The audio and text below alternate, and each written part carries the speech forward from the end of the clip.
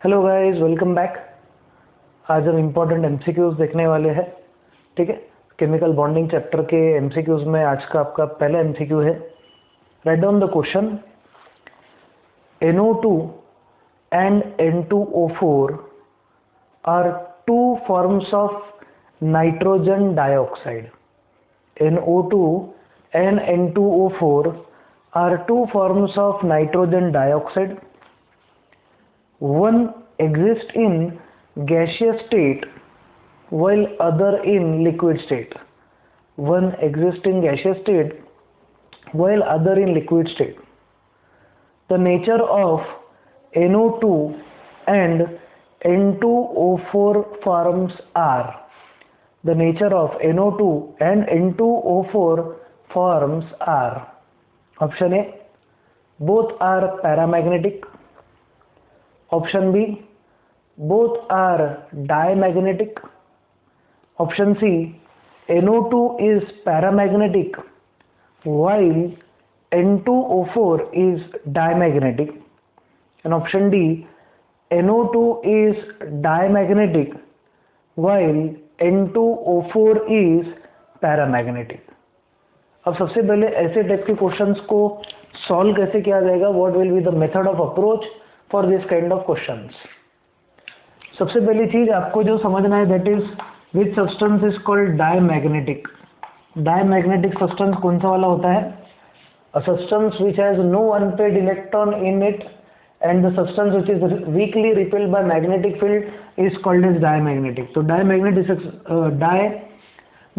Substance में no free electrons, there are no free electrons, यानी कि no unpaired electron. Basically free का मतलब कौन सा रहेगा? Unpaired electron. There are no unpaired electrons. और अगर सपोज आपका सब्सटेंस पैरामैग्नेटिक है, paramagnetic substance is weakly attracted in magnetic field and a paramagnetic substance has unpaired electron in it. Unpaired electron इसमें होता है।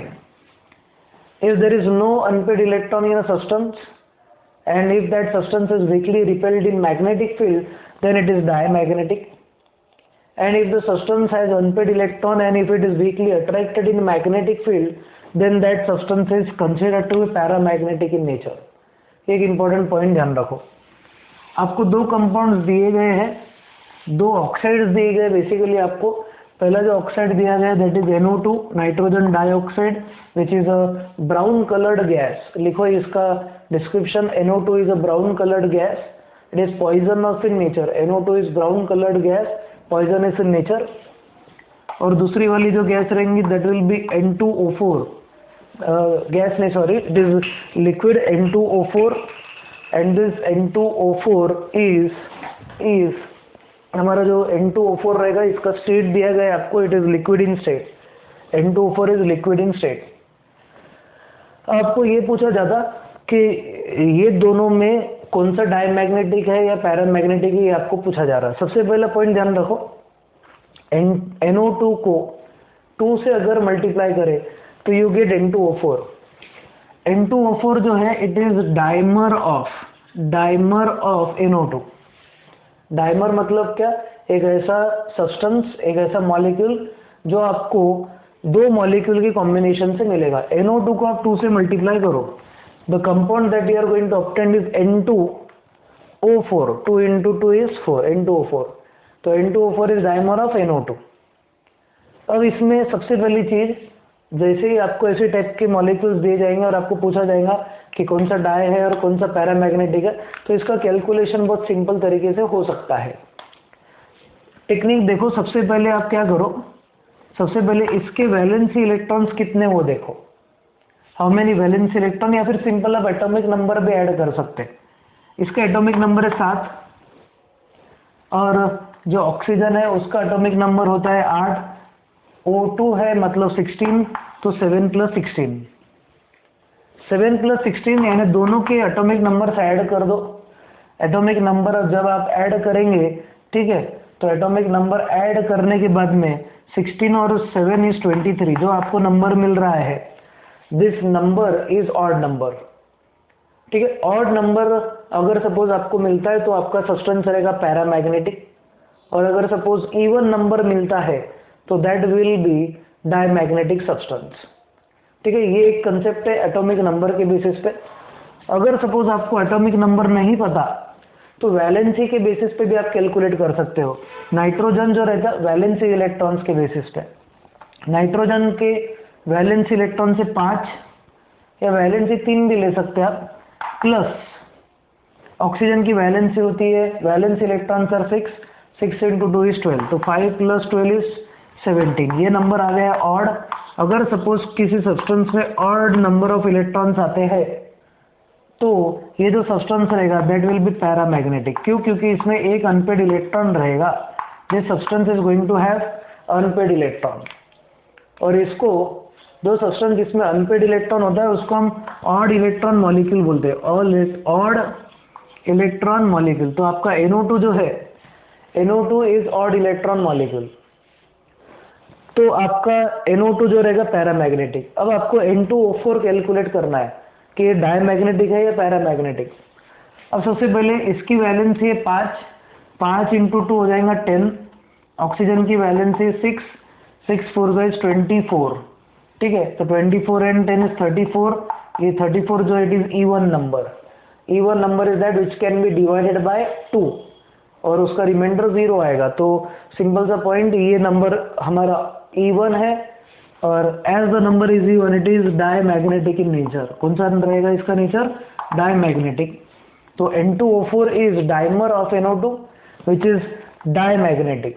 तो आपका ऐसा कोई ऑप्शन है कि जिसमें ऐसा बोला जा रहा है NO2 is paramagnetic and N2O4 is diamagnetic? तो आपको ऑप्शन सी दिया गया है कि NO2 is paramagnetic while N2O4 is diamagnetic. आपके ऑप्शंस ऐसे थे, option A both are paramagnetic, option B both are diamagnetic, option C NO2 is paramagnetic while N2O4 is diamagnetic, and option D NO2 is diamagnetic and N2O4 is paramagnetic। तो आपके जो options है, options के हिसाब से NO2 paramagnetic और N2O4 diamagnetic, मतलब आपका ऑप्शन सी करेक्ट रहेगा। Please take option C. ऐसे टाइप के क्वेश्चन को इस तरीके से सॉल्व करना है। सिंपल टाइप के MCQ है बट बहुत इंपॉर्टेंट है। ये प्रॉपर्टीज डिफाइन करते हैं बहुत सारे मॉलिक्यूल्स की। NO2 का कलर याद रखना है आपको, it is brown in colour. Poisonous gas होता है वो, it should not be inhaled. Next वाला question, which among the following elements has tendency to form covalent bond?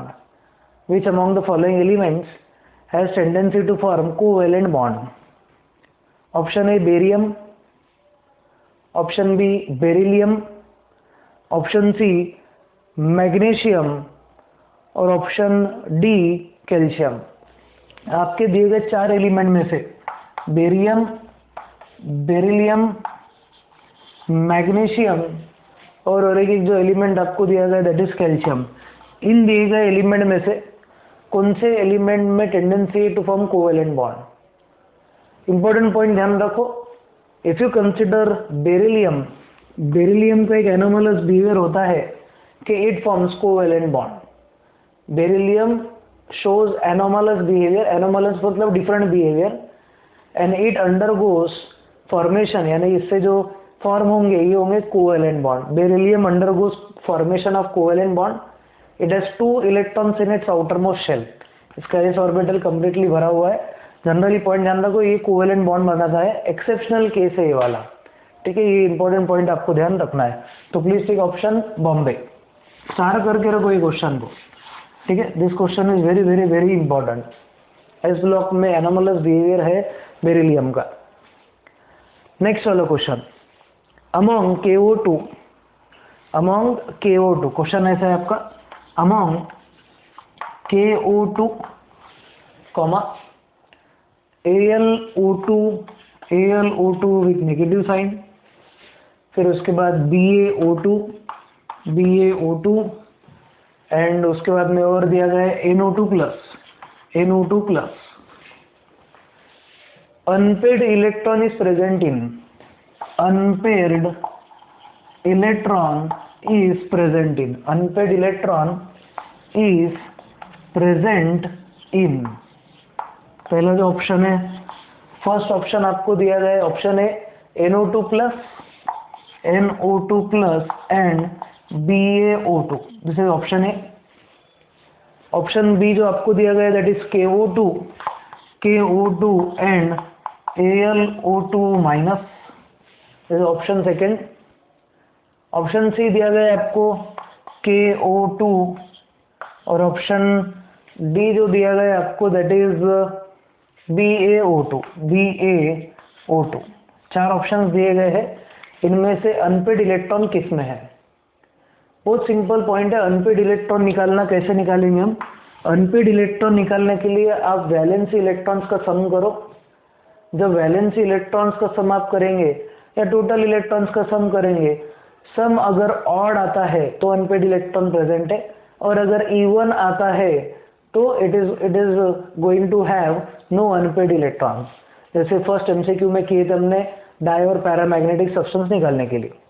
KO2, अब KO2 के वैलेंसी इलेक्ट्रॉन अगर देखिए, पोटेशियम में वैलेंसी 1 प्लस ऑक्सीजन की वैलेंसी 6 यानी 12 प्लस ये 12 क्योंकि 2 ऑक्सीजन है, 1 प्लस 12 इज 13, तो इसके वैलेंसी इलेक्ट्रॉन्स आ रहे 13 which is a odd molecule. Odd number of electrons इसमें आ रहे हैं, इसमें ऑड नंबर ऑफ इलेक्ट्रॉन आ रहे हैं, इसका मतलब इसमें अनपेड इलेक्ट्रॉन है। पेयरिंग मतलब 2 इलेक्ट्रॉन। अब इसको अगर आपने देखे 13 को 2 से डिवाइड करे तो डिवीजन इज 6, रिमाइंडर 1 आ रहा। अगर रिमाइंडर 1 आ जाता है तो उसको हम क्या बोलेंगे? It is going to have 1 electron odd electron इसमें प्रेजेंट है, तो अपन ऐसा बोलेंगे अनपेड इलेक्ट्रॉन इसमें है, तो KO2 में अनपेड इलेक्ट्रॉन प्रेजेंट है। अब AlO2 माइनस का देखेंगे। AlO2 माइनस, अल्यूमिनियम के वैलेंसी इलेक्ट्रॉन 3, ऑक्सीजन के 6, 2 ऑक्सीजन है तो इसका मतलब 12, प्लस आपका जो मॉलिक्यूल है इस पे एक नेगेटिव चार्ज है, एक नेगेटिव चार्ज को हम 1 इलेक्ट्रॉन कंसिडर करेंगे, तो 3 plus 2 is 12, sorry 3 plus 12 is 15, 15 and 1 is 16, तो इसके इलेक्ट्रॉन आ रहे 16 जो कि E1 है। इसमें E1 नंबर ऑफ इलेक्ट्रॉन है, इसका मतलब यहाँ पे अनपेड इलेक्ट्रॉन प्रेजेंट नहीं है, तो आपका जो सेकेंड मॉलिक्यूल है it is not going to have unpaired electron. अब BaO2 बेरियम ऑक्साइड, अब BaO2 अगर आपने कंसिडर करें तो ध्यान रखो ये जो है this belongs to second group, atomic number 56, इसका एटॉमिक नंबर 56 है, या वैलेंस इलेक्ट्रॉन 2 ले सकते हैं, तो 2 प्लस 12 इज 14 जो कि हमारा एक E1 नंबर है, तो इसका मतलब ये भी ऑड इलेक्ट्रॉन मॉलिक्यूल नहीं है। देन NO2 प्लस, नाइट्रोजन के इलेक्ट्रॉन से 5 वैलेंसी के, ऑक्सीजन के हमारे 6 इंटू 2 इंटू 6 इज 12। अब देखो इंपॉर्टेंट पॉइंट, यहाँ पे पॉजिटिव चार्ज है, पॉजिटिव चार्ज मतलब इनमें एक इलेक्ट्रॉन कम है, तो 5 प्लस 12 -1 इधर इक्वेशन में आ जाएगा। वाई -1? क्योंकि यहाँ पे पॉजिटिव चार्ज है। अगर सपोज किसी मॉलिक्यूल पे पॉजिटिव चार्ज आता है तो रेड्यूस 1 इलेक्ट्रॉन, और अगर सपोज किसी इलेक्ट्रॉन पे नेगेटिव चार्ज आता है तो ऐड 1 इलेक्ट्रॉन, तो 5 प्लस 12 इज 17, 17 माइनस 1 इज 16, तो फिर से ये हो गया E1 नंबर, और जिसपे भी E1 नंबर होगा तो that element is not going to have unpaired electron. ठीक है, ये जो concept it is not applicable for O2 has unpaired electron according to molecular orbital theory. सिर्फ ऑक्सीजन यानी सिर्फ O2 का अगर पॉइंट आए तो ये कंसेप्ट एप्लीकेबल नहीं रहेगा, ये कंसेप्ट आपको अप्लाई करना है for this type of molecules. Molecular orbital theory आपको अप्लाई करना है O2 के लिए। ठीक है, तो E1 नंबर ऑफ इलेक्ट्रॉन्स आ रहे, तो आपके इसमें ऑड इलेक्ट्रॉन सिर्फ किस में है? KO2 में, तो आपका ऑप्शन रहेगा C, KO2। KO2 में आपके अनपेड इलेक्ट्रॉन रहेंगे। ठीक है, इतना पॉइंट ध्यान रखो, तो please take option C option आपको करेक्ट रहेगा। ऐसे क्वेश्चन सॉल्व करना है, थोड़ा लॉजिक लगाना है बस। अब ये जो लॉजिक्स है वो मैं बता रहा, ट्रिक्स आपको वो याद रखना है। ठीक है, ट्रिक इंपॉर्टेंट है क्वेश्चन सॉल्व करते टाइम पे। अब उसके बाद में नेक्स्ट वाला क्वेश्चन, नेक्स्ट क्वेश्चन आपको ऐसा पूछा जा रहा, the strongest bond is present in, the strongest bond is present in in दिए गए मॉलिक्यूल्स में से स्ट्रॉन्गेस्ट बॉन्ड किस में प्रेजेंट है? पहला जो है that is NaCl, option A NaCl, option B caesium chloride, option C जो आपको दिया जा रहा that is both A and B, both A and B, और ऑप्शन डी दिया जा रहा नन। इनमें से स्ट्रॉन्गेस्ट बॉन्ड किस में है? बहुत सिंपल है, देखो NaCl और सीशियम क्लोराइड का अगर पॉइंट देखें, Na एंड सीशियम दोनों एक ही ग्रुप को बिलोंग करते। अब बॉन्ड की स्ट्रेंथ जो है वो किस पे डिपेंड करती? Strength of bond depends on atomic size. Sodium की साइज छोटी है और सीशियम की साइज बड़ी है। यहाँ पे एनायन सेम है, तो जब एनायन सेम होते हैं, whenever anions are same, for same anion compare the size of cation, compare the size of cation, और जिस केटायन की साइज छोटी है उस केटायन का क्या होगा? उस केटायन का बॉन्ड स्ट्रॉन्ग रहेगा। तो हम बोलेंगे sodium plus cation has smaller size as compare to caesium cation. क्यों? क्योंकि when you move from top to bottom in a group in periodic table atomic size increases, ये जनरल ट्रेंड है, ठीक है। When you move from top to bottom in a periodic table, तो आपके जो elements है उनकी साइज क्या हो जाती है? इंक्रीज हो जाती है। तो सोडियम की साइज, सोडियम आयन की जो साइज है ये सीशियम आयन से कम है, और सोडियम की साइज सीशियम से कम रहने के वजह से the size of caesium ion is more as compare to sodium, इसके लिए इनका बॉन्ड इतना स्ट्रांग नहीं रहेगा। या फिर आप ऐसा भी बोल सकते हैं इनकी बॉन्ड लेंथ बड़ी है और जैसे जैसे दूरियां बढ़ जाती है वैसे वैसे रिश्ते कमजोर हो जाते हैं। तो आपका जो करेक्ट आंसर रहेगा that will be option A, the strongest bond is present in NaCl। और NaCl के जो स्ट्रक्चर है उसको हम रॉक सॉल्ट स्ट्रक्चर बोलते हैं। NaCl structure is called as rock salt structure. Coordination number इसका 6 होता है, ठीक है। ऐसे टाइप को क्वेश्चन को इस तरीके से आपको सॉल्व करना है। चलो अब नेक्स्ट वाला MCQ लिखो, please write down next MCQ। The valency of carbon in CO3 - 2 is, the valency of carbon in CO3 - 2 is, CO3 - 2 में कार्बन की वैलेंसी कितनी है? ऑप्शन ए यहाँ पे दिया जा रहा है आपको 2, ऑप्शन बी 3, ऑप्शन सी जो दिया जा रहा है आपको that is 4, and option D is -3। Valency obviously negative नहीं रहती। वैलेंसी कैसे निकालेंगे? इसका स्ट्रक्चर निकाल देंगे हम, C double bond O, O-। This is the structure of carbonate ion. Carbonate ion का सिंपल सा स्ट्रक्चर है। अब कार्बोनेट आयन में आप केयरफुली देखो, ये जो कार्बन है ये 1, 2 और 3 ऑक्सीजन को अटैच्ड है, बट टोटल बॉन्ड फॉर्म कितने करा? 1, 2 और ये 2, 2 और 2 4। कार्बन के इसमें 4 बॉन्ड फॉर्म हो रहे हैं। As 4 bonds are formed of carbon, therefore valency is 4। Carbon की वैलेंसी कितनी है? 4, ठीक है। तो प्लीज टेक ऑप्शन सी। बहुत सिंपल सा क्वेश्चन था, स्ट्रक्चर के बेसिस पे आपको इसका आंसर आ जाएगा। The number of bonds will be equal to valency in carbonate.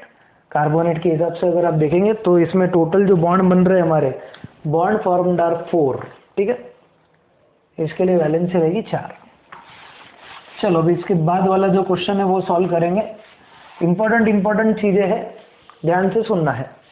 Next, which combination will give, बहुत इंपॉर्टेंट क्वेश्चन है, स्टार करना है।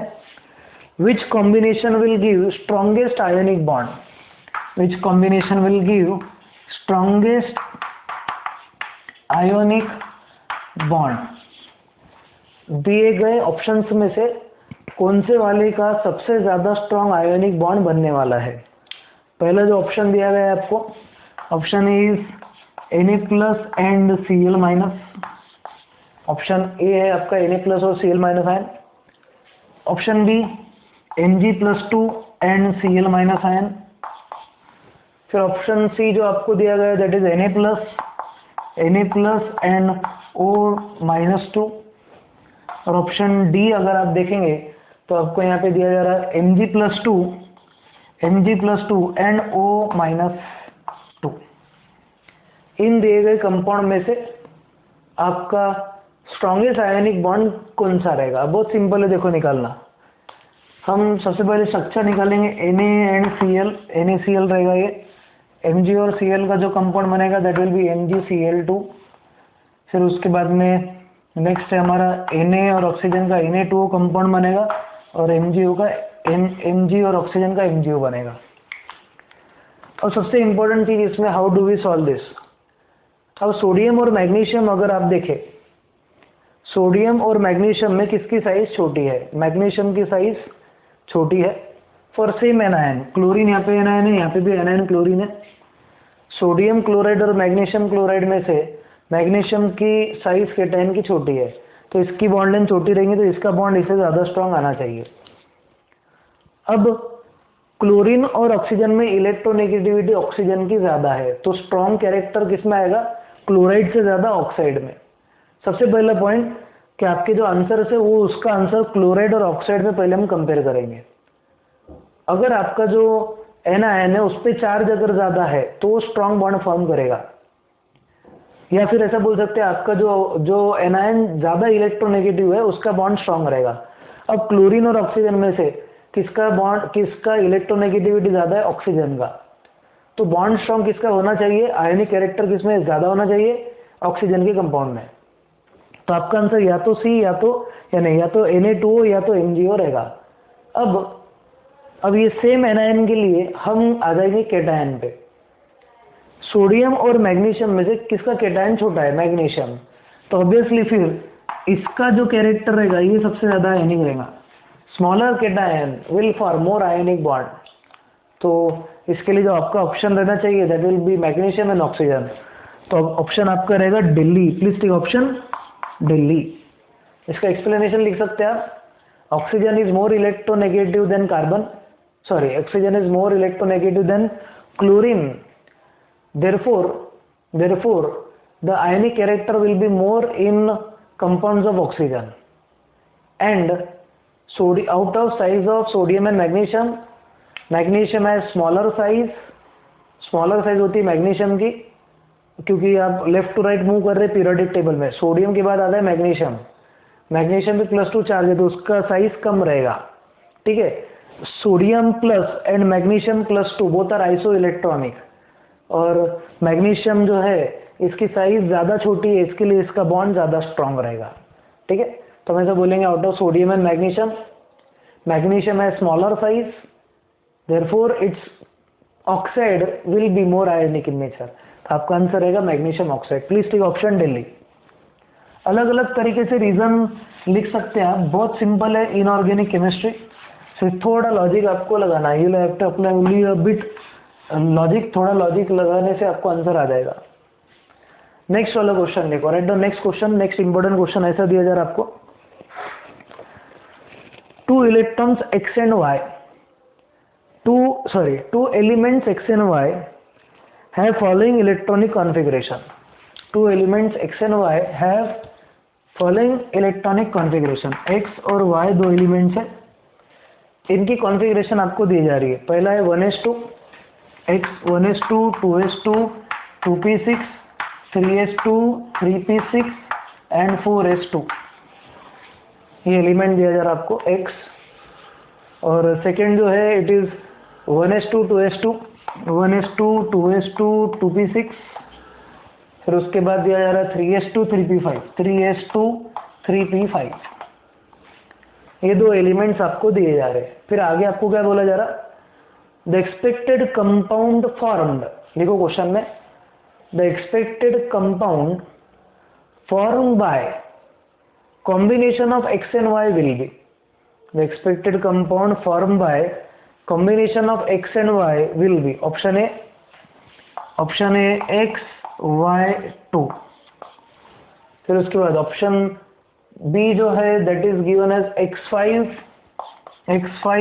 y 2। ऑप्शन C आपको जो दिया जा रहा है that is x2 y 5, और ऑप्शन D जो आपको दिया जा रहा है that is XY5। बहुत सिंपल क्वेश्चन है, इसको सॉल्व कैसे करेंगे, बहुत सिंपल लॉजिक है। अब क्या करो, आप जो एलिमेंट दिया गया है ना, जो कॉन्फ़िगरेशन दी गई है उससे आप एलिमेंट आइडेंटिफाई कर लो। कैसे? 2 और 2 4, 4 और 6 10, 10 और 2 12, 12 और 6 18, 18 और 2 20। एटॉमिक नंबर ये इस एलिमेंट का है 20 एटॉमिक नंबर वाला जो एलिमेंट है वो है कैल्शियम Ca, जिसकी वैलेंसी होती है 2। खेल खत्म हो जाएगा, सिर्फ आपको एलिमेंट आइडेंटिफाई करते आ जाना चाहिए। फिर y 1s2 2s2 2p6 3s2 3p5, इनका एडिशन कर लो आप। 2 + 2 4, 4 + 6 is 10, 10 + 2 12, 12 + 5 17। 17 एटॉमिक नंबर वाला जो एलिमेंट है वो होता है क्लोरीन। अब सिंपल सा पॉइंट है, कैल्शियम और क्लोरीन। कैल्शियम मेटल है, क्लोरीन नॉन मेटल है, तो इन दोनों के बीच में जो फॉर्म होगा वो होगा आयनिक बॉन्ड Ca, जिसकी वैलेंसी होती है 2, और क्लोरीन क्लोरीन। तो हम ऐसा बोलेंगे यहाँ पे 1 2 3 4 5 6 7, 2 3 4 5 6 7, 7 इलेक्ट्रॉन्स क्लोरीन के पास में है। कैल्शियम का 1 इलेक्ट्रॉन इसको जाएगा, दूसरे क्लोरीन को जाएगा, और कैल्शियम क्लोराइड फॉर्म होगा जिसका फॉर्मूला है CaCl2। अब इसने Ca को X से रिप्रेजेंट किया है और Y को रिप्रेजेंट किया है, यानी क्लोरीन को Y से रिप्रेजेंट किया है। तो आपका जो कंपाउंड रहेगा दैट विल बी XY2। कौन सा कंपाउंड बन जाएगा? XY2। तो आपका जो कंपाउंड बनेगा that compound will be XY2। इतना इंपॉर्टेंट पॉइंट ध्यान रखो, ठीक है। ये बहुत सिंपल और बेसिक कंसेप्ट है हमारा। तो आपका ऑप्शन रहेगा XY2, ऑप्शन ए को टिक करना है। लॉजिक लगाओ बच्चों, बस लॉजिक लगाए कि आंसर आएगा। Inorganic chemistry is logical, logic आपको अप्लाई करना है बस, बाकी कुछ नहीं है। खेल सिर्फ लॉजिक का है। नेक्स्ट वाला क्वेश्चन देखो, बहुत simple important question. An atom of an element A has 3 electrons in its outermost shell. An atom of an element A has 3 electrons in its outermost shell, and B has 6 electrons in its outermost shell. The formula of the compound formed between these two elements will be. Option A जो दिया जा रहा है आपको, option A is A6B6। Option A जो दिया जा रहा है that is A6B6। Option B जो आपको दिया गया है यहाँ पे that is A2B3। Option C जो आपको दिया गया है दैट इज A3B2। और ऑप्शन डी जो आपको दिया जा रहा है दैट इज A2B। इतना पॉइंट ध्यान रखो, ये 4 ऑप्शंस आपको दिए गए हैं।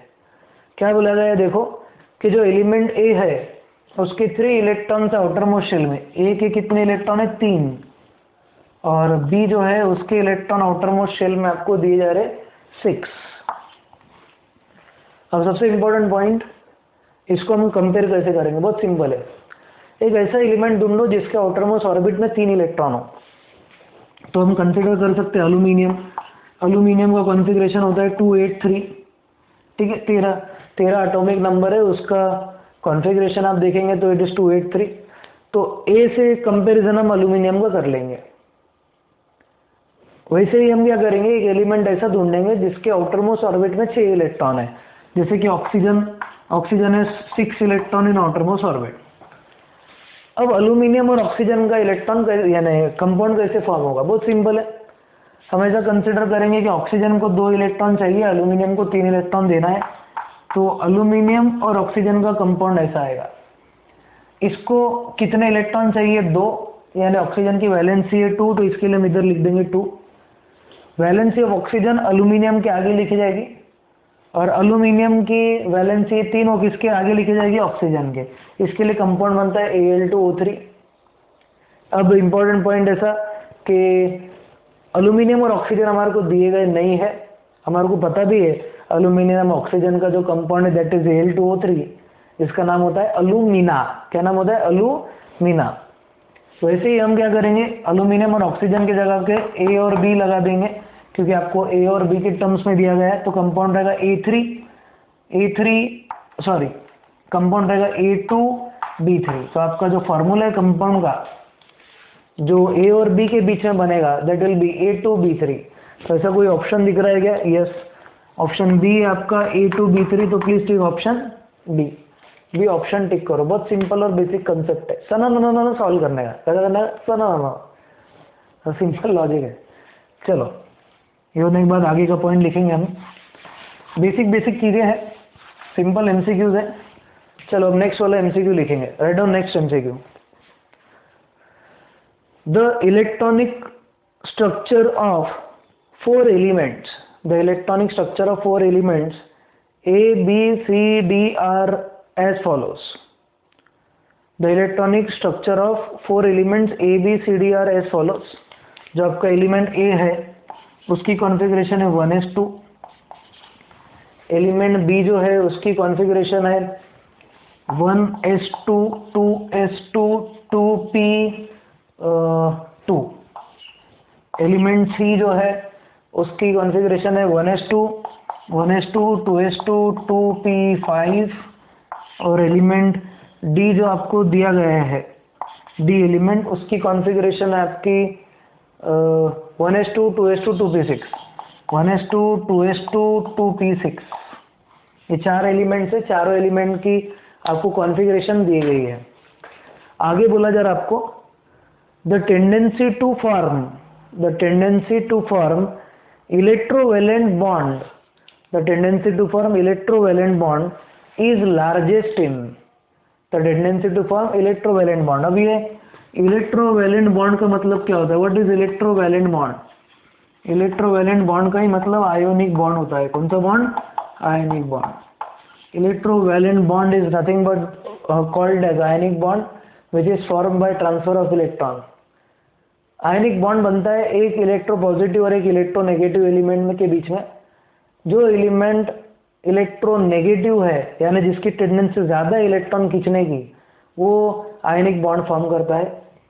या तो मेटल जिसकी टेंडेंसी इलेक्ट्रॉन देने की, वो बहुत इजीली इलेक्ट्रोवेलेंट बॉन्ड फॉर्म करता है।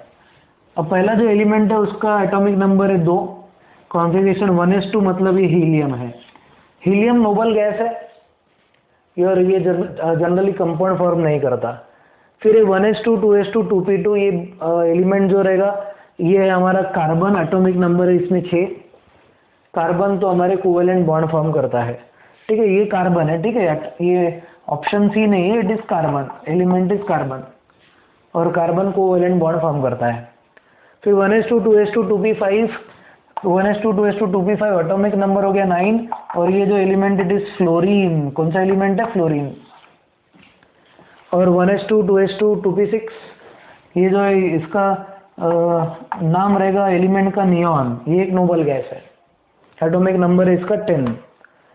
अब इम्पोर्टेंट पॉइंट ये कि आपका जो पहला एलिमेंट है नोबल गैस, चौथा जो है वो भी नोबल गैस है, तो इनके तो बॉन्ड फॉर्म होगी नहीं।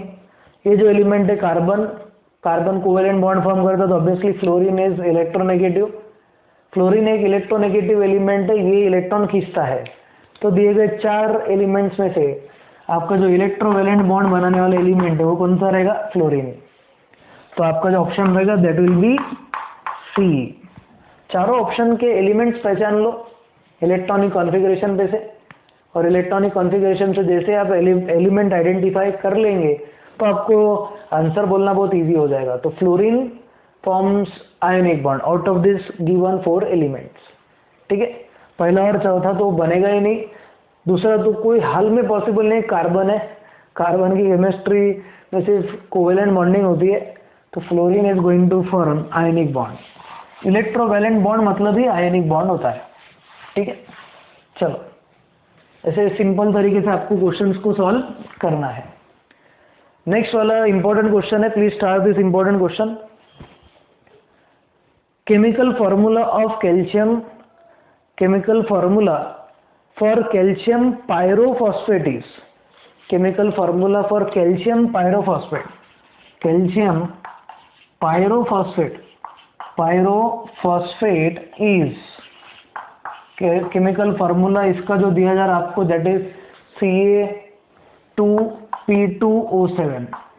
Ca2P2O7 is chemical formula of calcium pyrophosphate। आगे बोला जा रहा, the formula for ferric phosphate, the formula for ferric pyrophosphate is, formula for ferric pyrophosphate is, option A Fe3, option A Fe3 P2O7 taken 3 times, ये option A दिया गया है आपको। Option B जो आपको दिया गया है वो है Fe4 P4O10, ऑप्शन सी जो आपको दिया जा रहा है सॉरी Fe4 P4O14 दिया जा रहा है आपको। ऑप्शन सी जो है that is Fe4 P2O7 taken 3 times, and option D जो आपको दिया जा रहा है दैट इज Fe3 PO4। आपको कैल्शियम पायरोफॉस्फेट का फॉर्मूला दिया गया है और इस फॉर्मूले से आपको फेरिक पायरोफॉस्फेट का फॉर्मूला निकालना है। अब बहुत सिंपल तरीका है कैलकुलेट करने का, कैसे कैलकुलेट करेंगे वो ध्यान से सुनो। सबसे पहले ये जो आपका P2O7 है, ये आयन को हम बोलेंगे पायरोफॉस्फेट आयन, जो कि एन आयन है। Pyrophosphate ion is a anion, anion मतलब जिसपे नेगेटिव चार्ज होता है। सबसे पहली बेसिक स्टेप ये है कि आपको ये फाइंड करना है कि आपका जो पायरोफॉस्फेट आयन है उस पे चार्ज कितना है। आया पॉइंट समझ में? सबसे पहली चीज आपको जो कैलकुलेट करना है वो कि आपके दिए गए पायरोफॉस्फेट पे चार्ज कितना है, यानी इसकी वैलेंसी कितनी है। वो सिंपल तरीके से कैलकुलेट हो जाएगा। कैसे? कैल्शियम की वैलेंसी होती है 2, आपके पास 2 है, रेडॉक्स का कॉन्सेप्ट अप्लाई करेंगे, 2 × +2 प्लस P2O7 की वैलेंसी यानी ऑक्सीडेशन नंबर हमको पता नहीं है, is equal to 0। How come 0? क्योंकि ये मॉलिक्यूल जो है इट इज न्यूट्रल, तो हमारे को P2O7 पे चार्ज मालूम पड़ जाएगा। अब देखो 4 + P2O7 is equal to 0, therefore P2O7 will have charge -4। तो आपका जो पायरोफॉस्फेट आयन है, पायरोफॉस्फेट आयन का चार्ज है -4, इट हैज वैलेंसी -4। तो आपको पूछा जा रहा फेरिक पायरोफॉस्फेट का फॉर्मूला क्या रहेगा। अब सबसे पहली चीज, आयरन जो है, आयरन उसके 2 आयन्स बनते हैं, 2 ऑक्सीडेशन नंबर होते हैं आयरन के, पहला होता है +2, दूसरा होता है +3। Oxidation number of ions are 2, 2 different oxidation state ion बताता है, वेरिएबल ऑक्सीडेशन स्टेट 2 से ज्यादा बताता बेसिकली, बट जो कॉमन में यूज होते हैं वो रहते हैं फेरस एंड फेरिक। Fe+2 जो है उसको हम फेरस बोलते हैं, और Fe+3 जो होता है उसको फेरिक बोला जाता है। Fe+2 is called as ferrous and Fe+3 is called as ferric. अब ये जो आपका +3 है जिसको फेरिक बोला जाता है, ये यहाँ पे यूज किया गया है। तो फेरिक पायरोफॉस्फेट में Fe जो है उसका ऑक्सीडेशन नंबर कितना है, उसका ऑक्सीडेशन नंबर है 3। तो हम क्या करेंगे, यहाँ पे लिख लेंगे Fe, इसका ऑक्सीडेशन नंबर +3 है, और पायरोफॉस्फेट इज P2O7 जिसका ऑक्सीडेशन नंबर है -4। इसकी वैलेंसी अगर ये इसकी वैलेंसी 3 और इसकी वैलेंसी 4, ऐसा हम लिख लेंगे। जब भी आपको फॉर्मूला बनाना होता है तो हम क्या करते हैं, क्रॉस मल्टीप्लिकेशन, इसकी वैलेंसी उसको मल्टीप्लाई करते, उसकी वैलेंसी उसको मल्टीप्लाई करते, तो आपका जो फॉर्मूला बनेगा ऐसा, Fe4 P2O7 taken how many times, 3 times. तो आपको ये आ जाएगा फेरिक पायरोफॉस्फेट का फॉर्मूला। बेसिक कंसेप्ट है। तो फेरिक पायरोफॉस्फेट का फॉर्मूला आ जाएगा Fe4 P2O7 टेकन 3 टाइम्स। तो ऐसा कोई ऑप्शन दिख रहा क्या? ऑप्शन हमारा सी ऑप्शन देखो, सी ऑप्शन है Fe4 P2O7 टेकन 3 टाइम्स। तो आपका ऑप्शन सी करेक्ट रहेगा। इस तरीके से इस चिल्लर चुटपुट क्वेश्चन को आपको सॉल्व करना है। थोड़ा लॉजिक रहा तो आपको आंसर कैलकुलेट करते आएगा, नहीं तो फिर वो तो डिफिकल्टी है। चलो नेक्स्ट वाला क्वेश्चन सॉल्व करेंगे। Next MCQ, out of the following which compound will have electrovalent bonding? Out of the following which compound will have electrovalent bonding, दिए गए कंपाउंड में से इलेक्ट्रोवैलेंट बॉन्डिंग किसमें है। इलेक्ट्रोवैलेंट का मतलब होता है कि आयनिक बॉन्ड किसमें है, which is a non directional bond. Option है अमोनिया, ऑप्शन है अमोनिया, अमोनिया का फॉर्मूला होता है NH3। ऑप्शन बी आपको जो दिया गया है that is water which is H2O। Option C जो दिया गया है that is calcium chloride, calcium chloride which is CaCl2, calcium chloride CaCl2 formula है। और ऑप्शन डी जो आपको दिया गया है that is chloromethane, chloromethane which is CH3Cl। इनमें से कौन सा वाला कंपाउंड आयोनिक है, तो हम बोलेंगे Ca is metal, chlorine is non metal. इन दोनों के बीच जो फॉर्म होगा bond that will be ionic bond which is also called as electrovalent bond. तो आपका ऑप्शन जो रहेगा that will be option C option correct रहेगा। तो प्लीज टेक ऑप्शन सी।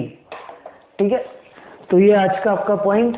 मिलते हैं नेक्स्ट वीडियो लेक्चर में, तब तक के लिए स्टे होम, स्टे सेफ, जय हिंद।